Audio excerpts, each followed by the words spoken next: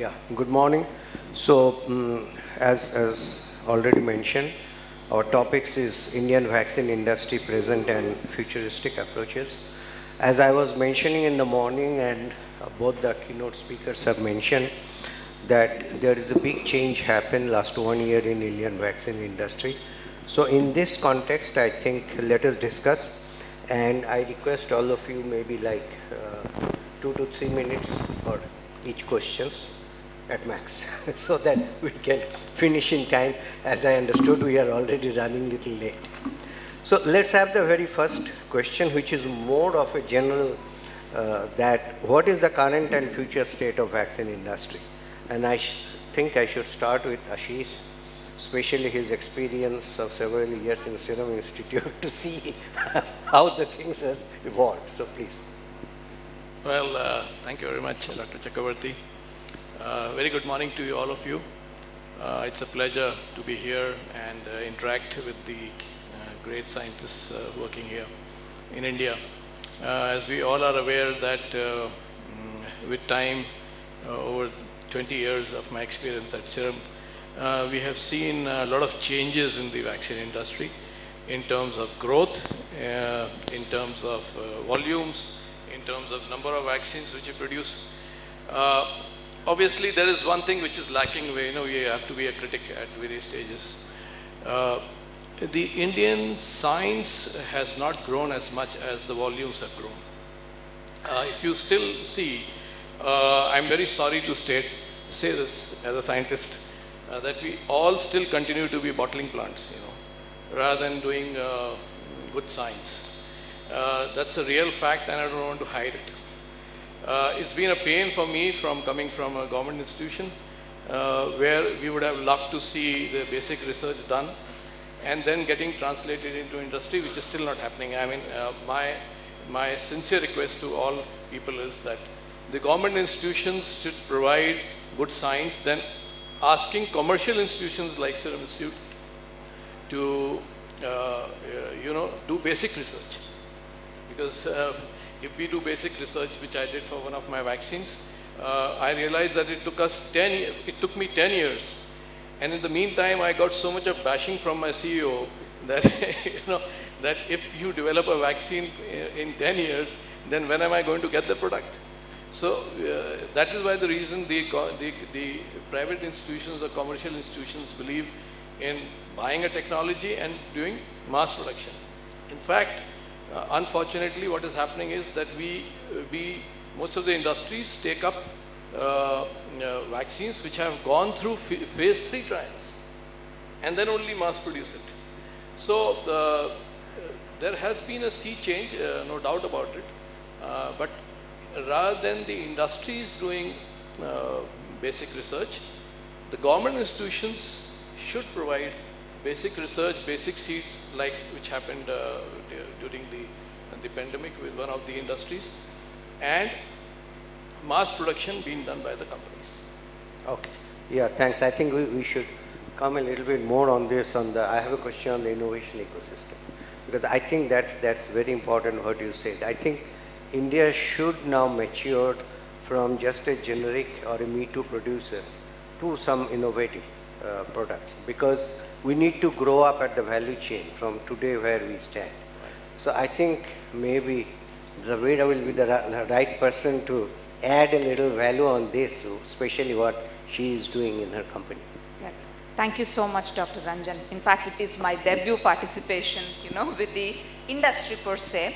And it's an honor and a great opportunity for a company like Transcell, which is science-based, a science-based biotech, and I happen to be a scientist, a hardcore experimentalist by my practice and profession, but turned entrepreneur. So I sincerely think that, at least India has started accepting, newer technologies and newer approaches.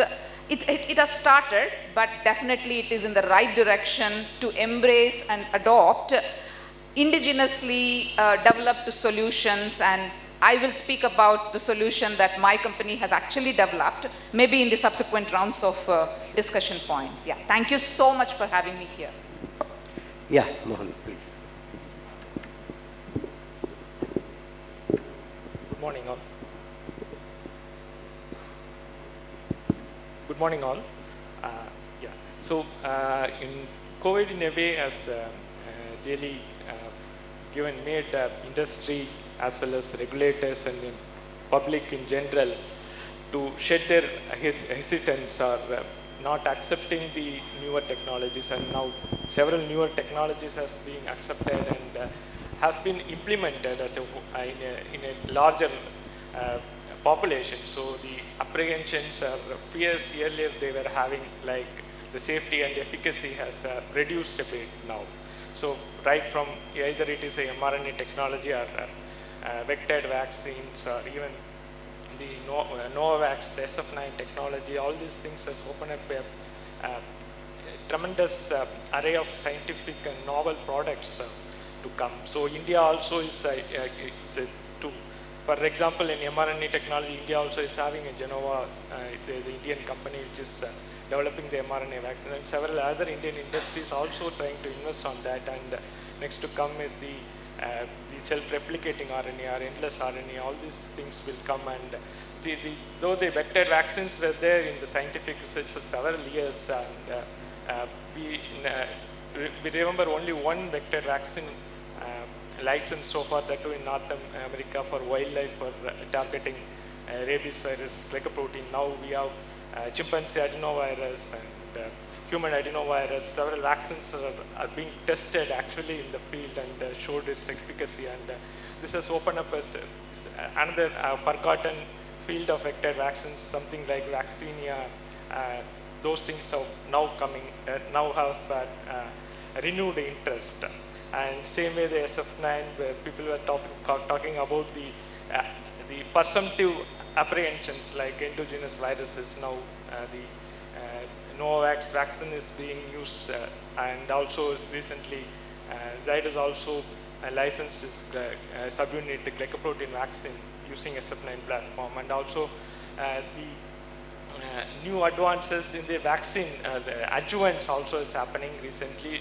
Because of the COVID, we could test several new adjuvants, like when Covaxin is having its own proprietary adjuvant, and Novavax is having Novavax matrix technology, adjuvant technology based on QLA is tested, and CPG is widely used now. Otherwise, earlier it was used only in hepatitis B vaccine earlier. Same way, the process technologies also, particularly for the viral vaccines, were mainly based on adherence culture systems like Vero or MRC5 that doesn't grow in suspension. We are moving away from the culture vessels to roller bottles to multi-layer flasks to now there are several fixed bed and dynamic bed bioreactor options are available. Like earlier it was only Isolis, now Universals, and our own Omnibrix is having tremendous promise for the future. So these are the so COVID really has opened up all these avenues, and we can see more and more scientific advances in future. Thank you. Okay, thanks. So I think, yeah, Dr. Bokle, I mean, if you can focus a little bit on future, that what do you think the industry is going? So first I will supplement, because it also helps in future. Say, you can't clap with a single hand. When I come to the industry organized meeting, I see bashing of the academics. When I go attend academic organized meeting, they bash industry. Okay? It's happening. I have been witnessing this for now more than 25 years. Wherever I go, industry is not picking up. Okay? And when the industry I come, academics are not doing good. So if we want to clap, we have to clap with both the hands. So some of the things which you may not know, group of scientists have created Translational Research Society of India. The purpose is where academics and those who are interested in translation research can meet and discuss. But I don't see any industry participant in that meeting. Recently, I was talking to Immunological Society, and then while discussion, the idea came up that vaccine is mainly immunology. And when I go and attend those meetings, there's no mention about vaccines. Okay? Everybody talks of immunology, T cells, B cells, this cell, that cell, this type of immune response, that cell. But nobody talks vaccine-related immunology. So if everything goes well, this year, Immunological Society will have an oration for people who have contributed for vaccine development in India. So my message to all sitting here is, we have to reach out to them and they have to reach out to us. If we bash them and they bash us, nothing is going to happen. So, and that is happening little more frequently now than what was happening before. I was academic and I was not allowed to talk to industry at that point in time. Okay? This is the ground reality. Then I became industry and academics were afraid to talk to me in the fear of that I will take away something from them. Okay? So that trust building, fortunately for us, we have spent reasonable resources over time. We go and talk to them, meet them, identify what is happening. And we have in-licensed large number. Most of them has been unsuccessful. Okay? But if you have expectation that I want a success story, then what he said, those who have gone through phase 3, take it up and bring it back. And my job is to look at all these opportunities in India and translate them into product. Okay, that's what we are doing at Cadila. And then just to tell you, I mean, both Cadilas in Ahmedabad has done, starting from a scratch to phase through 2 vaccine candidates into market by doing all work on their own.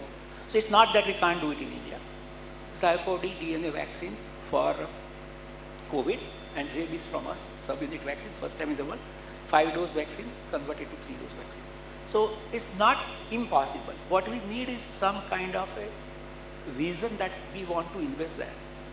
Our founding chairman believes in Indian science and he says, if I don't nurture, who will nurture? But that's not happening across. Now, if we make this happen, and now I don't have to restrict myself to India because it's an open globe, open economy, I can go anywhere and pick up and translate that. So if we start looking from that perspective, because as you rightly said, Me Too will not last long. China will take over. China will build huge capacities for vaccines as well. So if we have to go ahead of the curve, we have to be in innovative vaccines. And I'm sure with whatever is happening in the Western world, we have an edge over them if we pool our resources and efforts in the right direction. I hope it answers your question. Okay, yeah. Thank you. I think I will come back a little bit more on the innovation part at the end. So one thing, Ashish, I want to take with this respect. I think during the pandemic stage, we had a lot of collaboration with the foreign innovators. So that knowledge, what we have done, and that ease of collaboration, how will that help in the future? As Serum Institute having large facility of mass production, obviously there are a lot of innovators who approach us because they have the technology but they don't have the capacity. So the Serum Institute has become one of the hubs where the technology transfer happens, and then we have enormous facilities where each of these products can be manufactured in mass production, and we don't have to cross over. So there are dedicated facilities, and because of that, a lot of companies do approach us. For example, Novavax, you know that fortunately today Serum Institute is US FDA, MHRA and TGA approved for its own indigenous vaccine, which is Covax, in collaboration with Novavax. And this has helped Serum Institute to mass produce, but at the same time, we are now having R&D setups, which may in future come up with novel vaccines on our own. I come from that old school of thought. Obviously, 15 years back, when I thought of this project of making rabies vaccine at SII, it took me 12 years to come up with a product in the market. So this regulatory change also, there has been a big revolutionary change, like you said, or the earlier the Bharat Serum CEO also said the same thing, that there has been a huge change in the regulatory thought process also. Because earlier phase 1 trials would finish, then phase 2 trials would start, and in between those trials, the committees set up by the DCGI would not meet. And it would take us 6 months or 7 months for them just to meet and look over your product. So what happens is, time was wasted a lot, not in terms of passing the vaccine, but just people getting into the forum and meeting them. And phase 3 trials, it took us another 1 more year. So 2 years were just wasted in the quorum getting complete to pass the clinical trial of that product. It was a big of a tragedy for the country. So now those things have changed. The regulations have become more stringent, simpler, and fortunately, the DCGI met at 1 o'clock in the night. That was, I think, the biggest change during the COVID pandemic. So I think the regulations have also to be changed. It has to be fast-tracked for a lot of new vaccines. Obviously, all the vaccines which are already existing in the market, DCGI has a very different approach to it.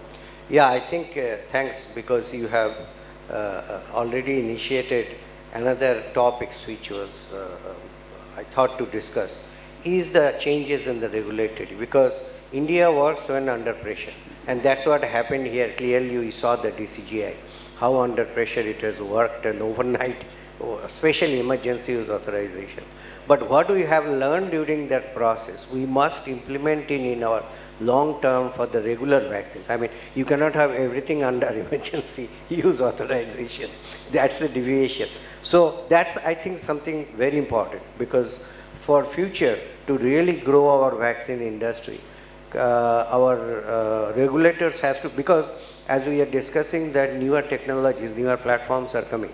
So it is also important that the scientists in the regulatory bodies, they should be aware of this. They should be well trained in that. So that, because I have heard that frustration on many people who are working on these new technologies, that they had to spend a lot of time to convince or train the people in the regulatory system. So I think with that I will go to Dravida. Maybe as you are working with a new platform, what you are telling, that how do you think that regulatory system changes, or what help you think regulatory system, from regulatory system you need? Right. Sure, thank you, Dr. Ranjan. I need to introduce, the solution that we have actually prepared. Yeah, sure.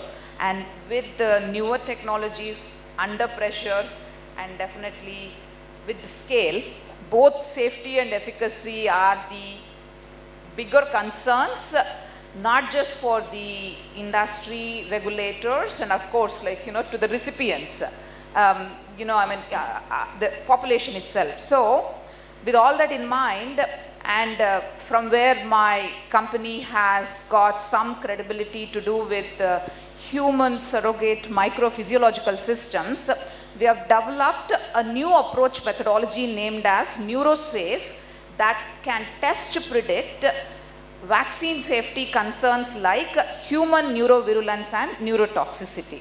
So it has got a lot of data analytics and robotic process automation, embedded and impregnated into the assay system that we have developed. And we do have, I'm really pleased to share with you all that industry, which is a noble industry, the vaccine industry, has come forward to give a thorough, listening to what we have been reaching out and pitching. And we do have some early adopters as well to what we have come up with and developed. And I'm really optimistic, our model is, we want to work with the individual players, and together, we want to reach out to Pharmacopeia or the Indian regulators to present them the data, and we are very confident that if you present the right kind of data to the regulators, I'm sure, like, you know, I mean, they would adopt and they would want to see, you know, such new assay systems, which is again, like, you know, it is proposed as alternative to some of the traditional practices like animal testings and all. So it's like a great opportunity, I believe, and the solution, I am here as a solution provider to the industry and want to work with, like, you know, all the stakeholders, Dr. Ranjan. Okay, yeah, fine. Yeah. I just have a question, sorry. Please. Have you got the approval from the DCGI to do all such testing in replacing such neurovalence? Not from the DCGI. We have submitted our data to an agency named as ICCVAM. Yeah. It's an international agency and that works with NIH. So they have reviewed, and then, like, you know, we have an encouragement to work with the individual players, so that our plan is to generate vaccine producers specific product, and then, like, you know, we want to generate product specific data points, signals and patterns as the benchmark data sets generated from our own country. So it acts like a nice foundation for us to rely upon and go about, like, you know, offering it as a solution. So it's a fast process. How much time does it take? Yeah, very good question, because I really want to answer that. Yeah. Traditionally, like, we all know that, for example, if it is a monkey neurovirulence test, it would take minimum 28 days to maybe some 5 to 6 months. While if somebody adopts NeuroSafe, it doesn't take more than 5 to 7 minutes. Yeah, because I've done neurovalence testing in monkeys. I mean, the only person who might have done it in India almost 30 years back, and it takes, what you said, is 5 to 6 months. Yeah. The sad part was that if you even miss one step, it's all gone. I understand. So it's very important that you come up with some process which is a very short duration test. Right, and the beauty of it is it yields, the system yields human specific readouts. Right. Yeah, so there is absolutely no extrapolation required. Thank you very much. Yeah, I think you can discuss it, and I request all the vaccine manufacturers who are here, maybe you can talk to her and figure it out, how is this system can help you. And really these are the unique entrepreneurs whom we need to encourage, and we need to help them and see how this can totally change or revolutionize the vaccine industry, not only vaccine, any of the industries. Because a lot of things are happening in the entrepreneurs. BIDAC is giving a lot of support there. So we should see how we can exploit them. Yeah. Thank you. Yeah, thanks, Dr. Dravida. Maybe you can use that. Okay.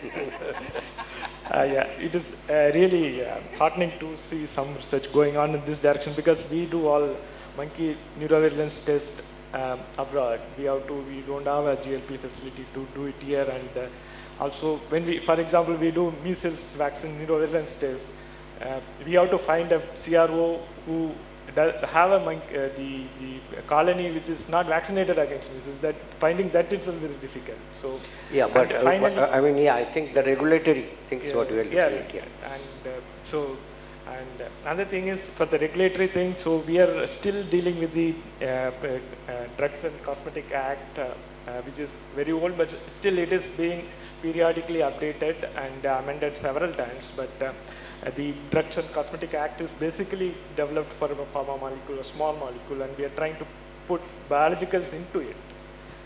So that this debate is happening for several years, even within the CDSU also, coming up with a specific regulation for the biologicals and vaccines, but that didn't happen. For example, when we do the preclinical toxicology study, we say we follow Schedule Y, but we actually what we follow is the WHO recommendation of 1 dose per direct 1 dose human dose in the animals. But Schedule Y doesn't mention that. But so these are some discrimination present in the present regulation that we should overcome, and the CDSU has to come with some solution for this. Yeah, I think maybe, yeah. Because I'm hearing that for last several years. From the day we started biopharma, whether it is biosimilar or in vaccine.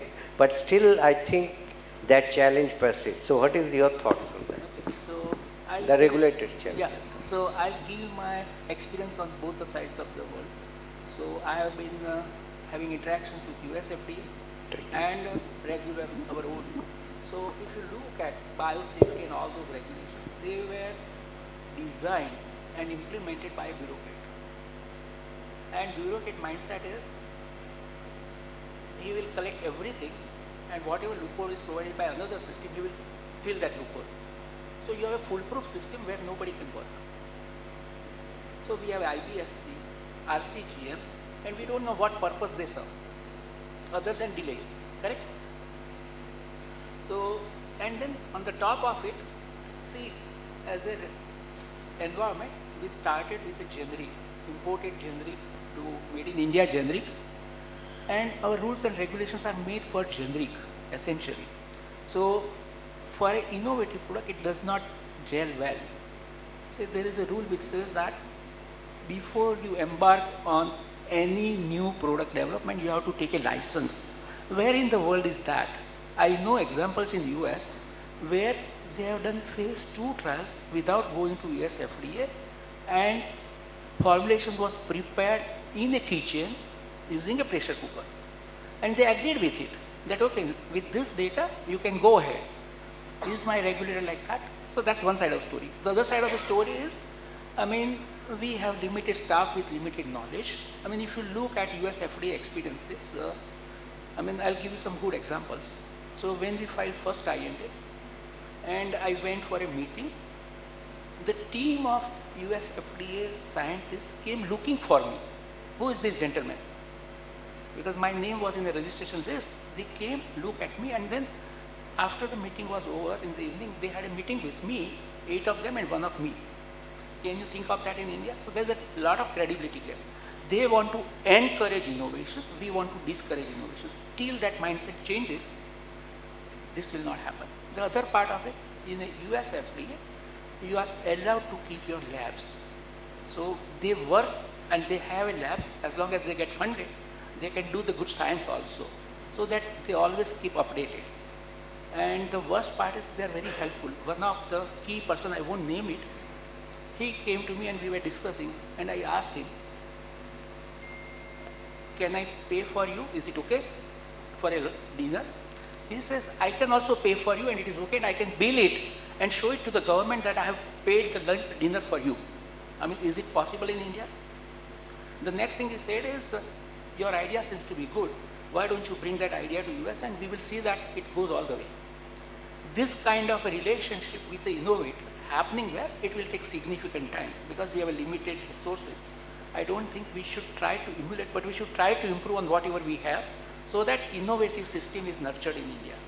Now, I think that what you said is right, because from my experience from USB, we work very closely with the US FDA, and the most important part of they're very open on the new science.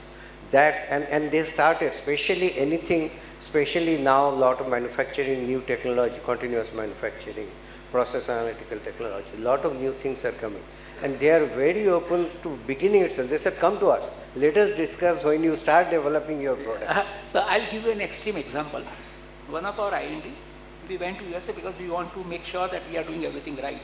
So it was approved by US FDA, and with that we went to DCGI office. It took 1 year and it was not moving. So we went to the highest person and said that this is approved by US FDA, highest authority, most credible authority.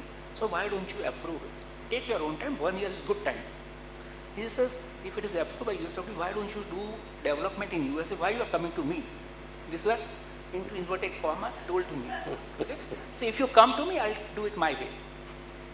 No, I agree. I think there's ego issues there. Okay, so yeah, with you, one question which I think only two of you industry people I want is, how is the investment situation, especially for future growth of the vaccines? Do you think the investment, what you are getting, both, because I always use from venture capital is that they are very skeptical on the biopharma. And, but government is giving a lot of money, at least gave a lot of money there. So how do you think this situation can change? Start with that, then I will ask Ashish. So At Cadila, I mean, we have a mixed bag of feelings. So all the innovations we did was completely in-house funding. Okay.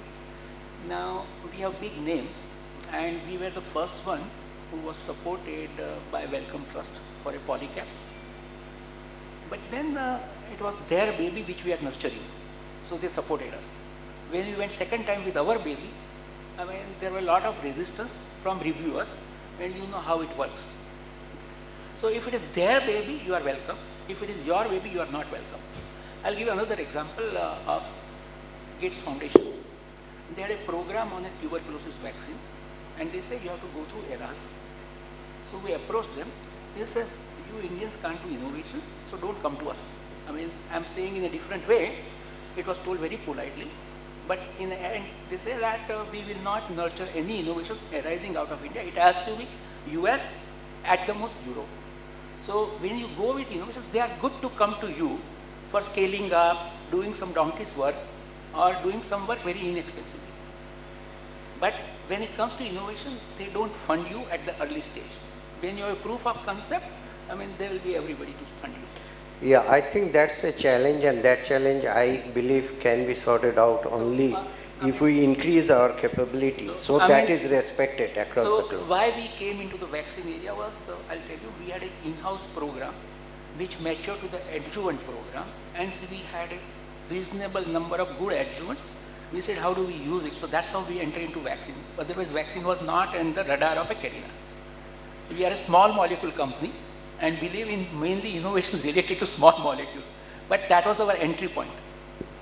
Yeah, I think, Ashish, you have anything to add? Because I think we are running out of time. So. Since we are running out of time, I have nothing more to add to this, that Serum does innovative work on its own. It doesn't believe in any investment because I think Dr. Cyrus Poonawalla and Dr. Adar Poonawalla have enough money. So they don't need to, ask investors to come in. That is why we are not a public limited company, or, we don't have any shareholding. Yeah. Private limited, as both of us are, Yes. we do whatever we want. Yes. Yeah, but I think maybe somebody like Dravida, it will be a big challenge, because for new thing and as an entrepreneur, you hope to get investment from the VCs and others. So I think that's something what you need to change. But anyway, I'm sorry we are not able to take questions, but I think you have heard some good stories, especially from two very experienced person in this field for several years. The stories, how the things have evolved over the years. And please feel free to talk to them because I wanted to discuss few other points, but maybe that will come up, I think, in the future talks and all that. So thank you all for attending this session, and thanks to all of you to hear patiently.